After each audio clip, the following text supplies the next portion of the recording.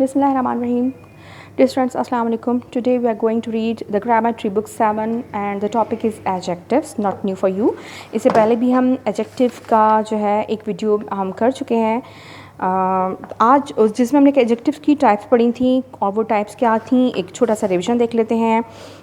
Qualitative, quantitative, possessive, demonstrative, interrogative and proper adjectives. और ये तमाम जो टाइप्स हैं ये हमने प्रोनाउंस में भी पढ़ी थी. एनीवे, अब हमने जो आज देखना है वो हमने दो चीज़ें देखनी है, एक पार्टिसिपल्स एज एडजेक्टिव्स और दूसरा जो हम देख रहे हैं आज वो है हमारा compound adjectives. Participle, I am sure आप लोगों को मालूम होगा पार्टिसिपल क्या होते हैं. पार्टिसिपल जो वर्ब की थर्ड फॉर्म होते हैं, like eaten, educated, drunk, gone, जो वर्ब की थर्ड फॉर्म है ये पास्ट पार्टिसिपल कहलाते हैं. इसके अलावा जो प्रेजेंट पार्टिसिपल है, जो आईएनजी वाली जो फॉर्म होती है वर्ब की, वो प्रेजेंट पार्टिसिपल कहलाती है. ये देख सकते हैं आप यहाँ पे present participle verb plus ING और past participle verb plus D या टी या एन या ईडी या ईएन. ये ज़रूरी नहीं कि ये सब कुछ हो, कुछ की अपनी मखसूस फॉर्म भी होती हैं. मतलब सिंपली जो पास्ट पार्टिसिपल है यानी वर्ब की जो थर्ड फॉर्म है वो और जो प्रेजेंट पार्टिसिपल यानी आईएनजी वाली फॉर्म, इनको हम एज एन एडजेक्टिव भी यूज़ करते हैं. The present and past participle of verbs are commonly used as adjectives. Commonly used, not always. इसको हम वर्ब के तौर पे भी ऑब्वियसली यूज़ कर रहे होते हैं.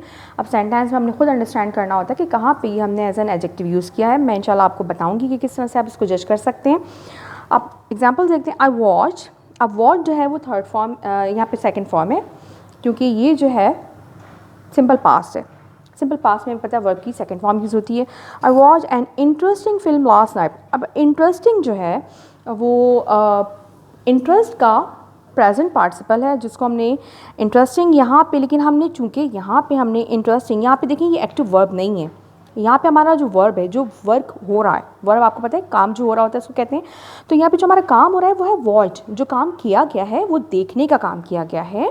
और ये जो इंटरेस्टिंग है ये यहाँ पे कोई वर्क नहीं है, बल्कि ये यहाँ पे हमने उस फिल्म को क्वालिफाई करा है. वर्ब, ये जो वर्ड है यहाँ पे फिल्म एक नाउन है और उस नाउन को जो वर्ड्स क्वालिफाई करते हैं आपको पता है कि उसको हम एडजेक्टिव्स कहते हैं.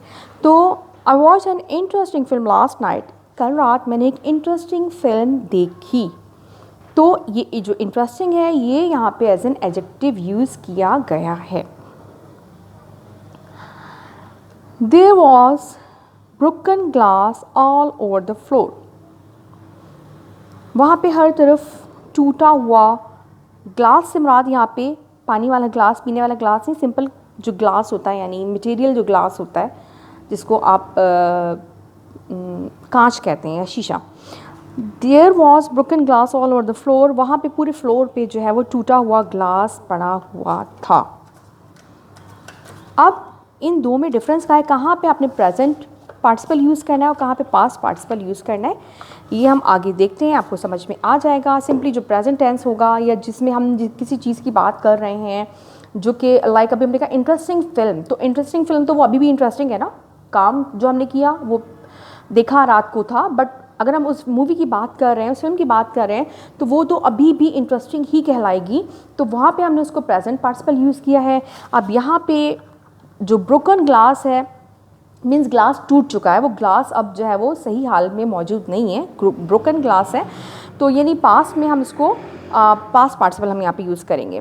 The present participle of a verb use as an adjective can often show an existing state. वही बात जो भी मैंने आपको बताई, जो एग्जिस्टिंग स्टेट. अब फिल्म जो है वो एग्जिस्टिंग स्टेट उसकी क्या है, इंटरेस्टिंग. देखी थी, इट डजेंट मैटर, बात जो हमने की वो हमने कल रात को देखी थी, लेकिन जो फिल्म की एग्जिस्टिंग स्टेट है वो प्रेजेंट है. सो हमने यहाँ पे उसके लिए प्रेजेंट पार्टिसिपल का एडजेक्टिव यूज़ किया. और N action that is going on, या कोई काम जो अगर चल रहा है तो उसमें भी हम इसके लिए यूज़ करते हैं जो प्रेजेंट में वर्क हमारा हो रहा है. Example, the rising temperature is making life difficult for everybody. Rising temperature. अब देखिए यहाँ पे जो हमने देखा था पहले, जो हमने देखी, अगर आप इसको देखें तो यहाँ पे हमारे पास वर्ब पहले आया है और ये जो बाद वाला वर्ब है ये वर्ब नहीं है, यानी ये जो बाद में जो प्रेजेंट पार्टिसिपल है ये यहाँ पे हमने एज एन एडजेक्टिव यूज़ किया है. अब जबकि यहाँ पे, अब ये बेटा आपको थोड़ा सा खुद समझना पड़ेगा, ज़ाहिर है द राइजिंग टेम्परेचर, यहाँ पे जो ये राइजिंग है, ये यहाँ पे राइजिंग जो वर्ड है ये एज अ वर्ब यूज़ नहीं हुआ है, बल्कि ये यहाँ पे एज एन एडजेक्टिव यूज़ हुआ है। अब आप इसको कैसे समझ सकते हैं? द राइजिंग टेम्परेचर, क्योंकि ये पूरा जो हमारा है द राइजिंग टेम्परेचर, ये हमारा सब्जेक्ट है, ये हमारा इस सेंटेंस का सब्जेक्ट है। आई एम श्योर आप लोगों को मालूम होगा सब्जेक्ट क्या होता है, जो कोई काम कर रहा है या जो मतलब जो नॉर्मली जो हमारा फर्स्ट वर्ड या फर्स्ट ग्रुप ऑफ वर्ड्स होता है वो हमारा सब्जेक्ट होता है, जो कोई काम कर रहा होता है, जो किसी वर्क में इन्वॉल्व होता है। The rising temperature is making life difficult for everybody. अब काम यहाँ पे क्या हो रहा है? मेकिंग का, मुश्किल कर रहा है, हर एक के लिए ज़िंदगी मुश्किल बना रहा है, कर रहा है। कौन? The rising temperature. अब असल में हमारा नाउन यहाँ पे सब्जेक्ट क्या है? असल में हमारा वो है टेम्परेचर। लेकिन जैसा कि मैंने आपको बताया कि सब्जेक्ट जो ऑब्वियसली वो नाउन ही होता है, कोई नाउन होगा या फिर प्रोनाउन होगा। जब भी कोई सब्जेक्ट की हम बात कर रहे हैं या ऑब्जेक्ट की बात कर रहे हैं तो वो हमेशा नाउन या प्रोनाउन ही होता है। तो यहाँ पे जो हमारा नाउन है टेम्परेचर, उसको क्वालिफाई कर रहा है राइजिंग, उसकी क्वालिटी बता रहा है। कैसा टेम्परेचर? बढ़ता हुआ टेम्परेचर। सो यहाँ पे ये हमारा क्या हो गया? एडजेक्टिव। नेक्स्ट देखते हैं, the fire fighters saved everyone from the burning building. अब यहाँ पे फायर फाइटर्स जो है वो हमारा सब्जेक्ट है, इसके साथ हमारे पास कोई जो है वो क्वालिफाइंग, हमारे पास कोई क्वालिफाइंग वर्ड मौजूद नहीं है जो उसको डिस्क्राइब कर रहा हो।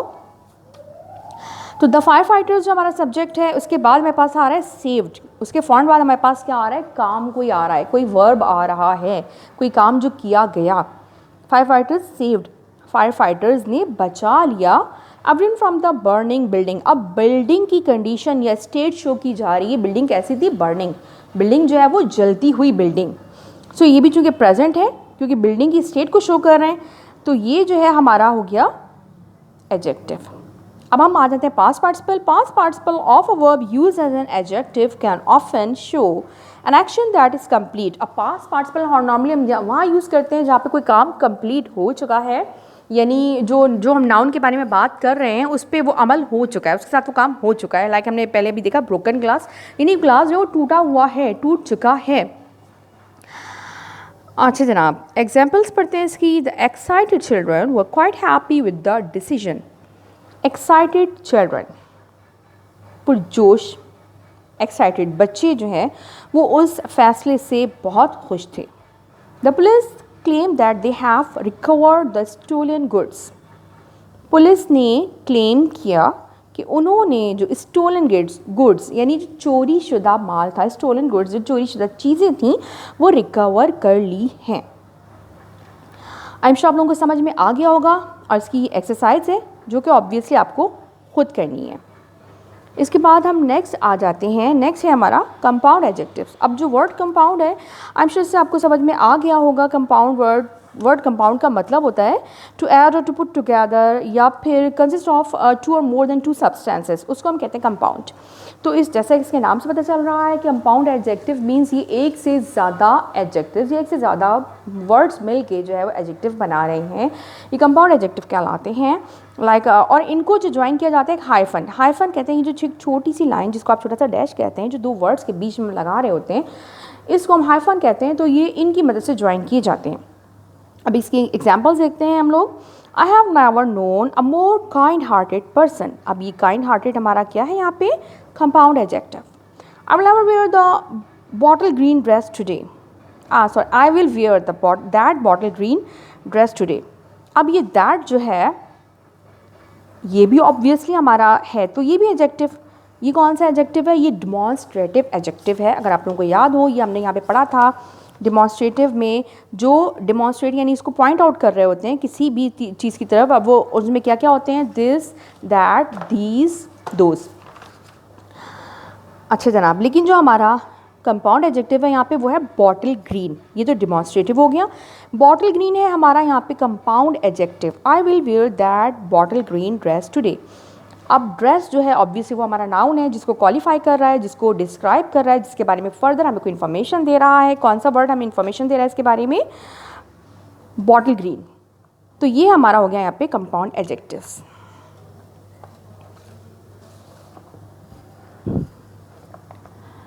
If the first part of the adjective is an adverb,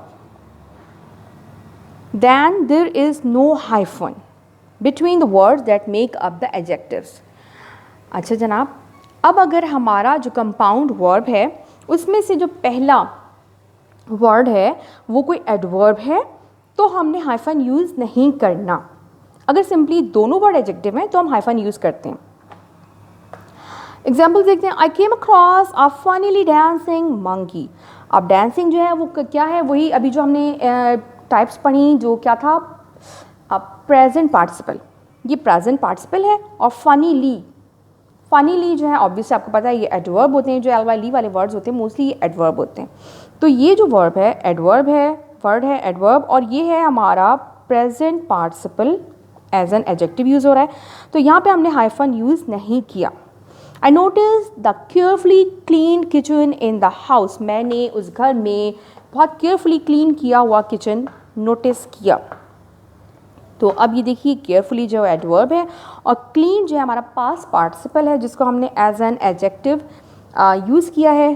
तो यहाँ पे जो है यहाँ पे हमने हाइफन यूज़ नहीं किया क्योंकि अभी मैंने आपको बताया कि जब हम एडवर्ब जो है पहला वर्ड अगर हमारा एडवर्ब है तो हम हाइफन यूज़ नहीं करते। अब एक्सरसाइज हमारे पास match the compound adjectives with their appropriate meanings. यहाँ पे हमारे पास जो है एडजेक्टिव्स दिए गए और सामने उनकी मीनिंग्स दी गई हैं। सिंपली मैच द कॉलम जैसे होता है ये आपने करना है, ये मैं आपको करवा रही हूँ ऑब्वियसली। वीक नीड की मीनिंग है शेकी, लैकिंग करेज, कम हिम्मत, अपने यानी बहुत डिटरमाइंड वे में नहीं है। इसको आप इससे मैच करेंगे। फ़िलहाल आप नंबर डाल लेंगे जैसे दिल चाहे आप कर लें। शॉर्ट साइटेड की मीनिंग है लैकिंग इमेजिनेशन और फोरसाइट। वैसे तो शॉर्ट साइटेड जो है वो कमज़ोर, जो नज़र कमज़ोर होती है उसको कहते हैं, लेकिन यहाँ पे जो एज एन एडजेक्टिव यूज़ हो रहा है, देखें इडियोमैटिक वे में जब यूज़ किया जा रहा होता है या कंपाउंड वर्ड्स को हम यूज़ कर रहे होते हैं तो अक्सर जो वर्ड्स हैं वो अपने एक्चुअल मीनिंग में यूज़ नहीं हो रहे होते। तो अब यहाँ पे एज एन एडजेक्टिव जब हम इसको शॉर्ट साइटेड यूज़ कर रहे हैं तो इसकी मीनिंग जो है लैकिंग इमेजिनेशन और फोरसाइट, यानी इमेजिनेशन की जो क्वालिटी है उसमें कमी या फोरसाइटनेस जो है उसकी कमी को कहते हैं। सिंगल माइंडेड मीन्स किसी भी बात के बारे में अपनी एक वाज़े राय रखना, यानी कोई दो राय नहीं होना। कभी होता है ना कोई कन्फ्यूजन है, इसमें कोई कन्फ्यूजन नहीं है। यानी फोकस्ड एंड डिटरमाइंड, ए से आप इसको मैच करेंगे। इसके बाद है एबल बॉडीड। अब ये भी तरह दो अलग अलग वर्ड हैं और इनका जो है वो फिजिकली साउंड एंड स्ट्रॉन्ग। इसके बाद आ जाता है हार्ड प्रेस्ड मीन्स शदीद दबाव में होना, शदीद दबाव बर्दाश्त करना। और ये है B, under lot of stress और स्ट्रेन, शदीद दबाव के अंदर होना। थिक स्किन्ड का वैसे तो कॉमन यानी अगर आप मीनिंग इसकी निकालें तो थिक मीन्स मोटा, स्किन मीन्स खाल, लेकिन यहाँ पे जो इसकी मीनिंग बनती है हमारे पास वो है अनअफेक्टेड बाय क्रिटिसिज्म, यानी लोगों की जो बातें हैं उल्टी सीधी उनको बर्दाश्त कर लेना, तनकीद को जो है वो बर्दाश्त कर लेने वाला, असर ना लेने वाला, मुतासर ना होने वाला किसी की नेगेटिव कमेंट से। Well known is a common word and you know very well. Widely known, बहुत ज़्यादा जाना हुआ, पहचाना हुआ। देन है self seeking means self centre, यानी जो सिर्फ अपने बारे में ही सोच रहे होते हैं, जो सिर्फ अपना ही जिन्हें ख्याल होता है, अपनी फ़िक्र होती है। D, caring only about personal gain. Broad minded, खुला जहन जिसको हम कहते हैं। और ये है टॉलरेंट, नॉट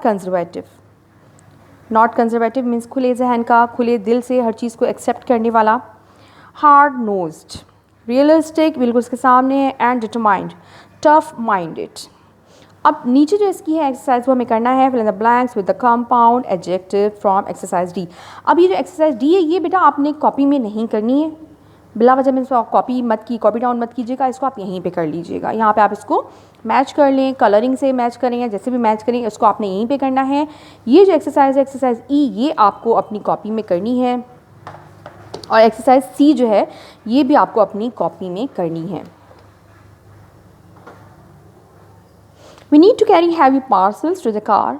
हमें भारी पार्सल्स जो है, हैवी पार्सल्स जो है लेके जाने हैं। अब देखिए ये हैवी जो है ऑब्वियसली ये भी यहाँ पे हमारे पास एडजेक्टिव ही है, लेकिन अभी जो हम बात कर रहे हैं वो कंपाउंड एडजेक्टिव्स की बात कर रहे हैं, लिहाजा हम उन्हीं को फोकस करेंगे। हैवी पार्सल्स का we need a few dash people, कौन से होने चाहिए? आई एम श्योर आप लोगों को समझ में आ गया होगा। हैवी पार्सल्स हमें कैरी करने के लिए, लिफ्ट अप करने के लिए कैसे लोग चाहिए होंगे? यकीनन एबल बॉडीड पीपल चाहिए होंगे। एबल बॉडीड का मतलब क्या था? Physically sound and strong. तो यहाँ पे आपने लिखना है एबल बॉडीड। ये मैं यहाँ पे मैं नंबर डाल रही हूँ फिलहाल, ताकि आप ऊपर से आप उसको देख लें। Considering the expenditure required to fix the roads, we are dash for money. और रोड के लिए जो एक्सपेंसेस का जो एक एस्टिमेट है, वो जब हमें पता चला तो अब जो है हम पैसों के हवाले से शदीद दबाव का शिकार हैं। Hard pressed, we are hard pressed for money means वसाइल की कमी का शिकार हैं। We should be dash and not let petty prejudices rule or view of others. We should be dash and not let petty prejudices rule or view of others. अच्छा जनाब, हमें जो है कैसा होना चाहिए? We should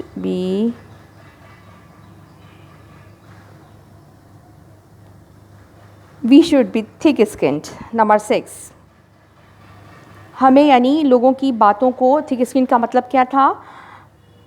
unaffected bye criticism. तो यहाँ पे पैटी कहते हैं गैर अहम, माइनर, छोटे छोटे। तो लोगों की जो गैर ज़रूरी जो क्रिटिसिज्म है, हमें उसको अपने दिल पे नहीं लेना चाहिए, मुतासिर उससे हमें नहीं होना चाहिए। One has to be dash to not to be embarrassed by such criticism. One has to B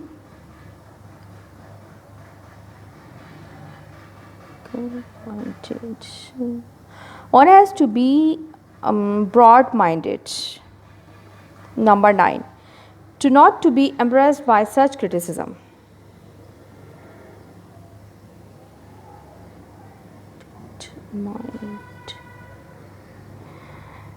She has become a very dash artist, well-known artist.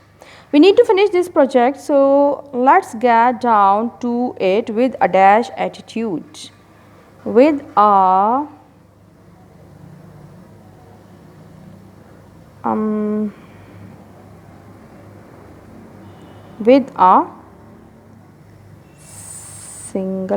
single-minded attitude. We need to finish this project, so let's get down to it with a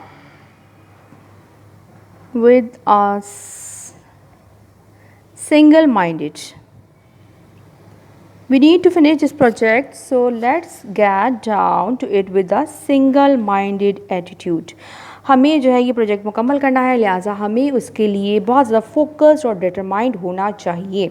एक review कर लेते हैं। We need to carry heavy able bodied people, हमें इस heavy parcel को उठाने के लिए एबल बॉडीड पीपल चाहिए।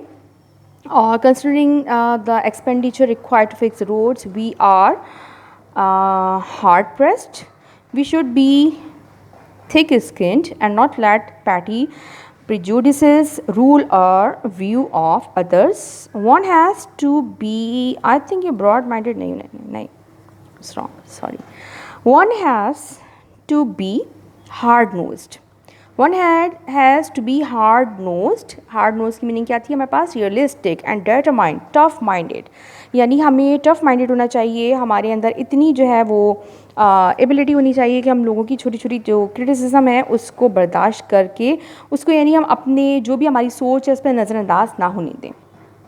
ठीक है। She has become a well known artist and get down to it with a single minded attitude.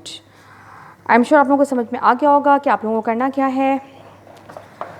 Exercise सी और एक्सरसाइज ई आपको कॉपी में करनी है, जबकि एक्सरसाइज डी जो है, जो मैचिंग है, वो आपको अपनी बुक में ही करना है। वीडियो को दोबारा सुनिएगा, अगर समझ में कुछ नहीं आया वीडियो को बार बार सुनें और उसको अच्छे से समझें। Stay home, stay safe, take care, अल्लाह हाफ़िज़।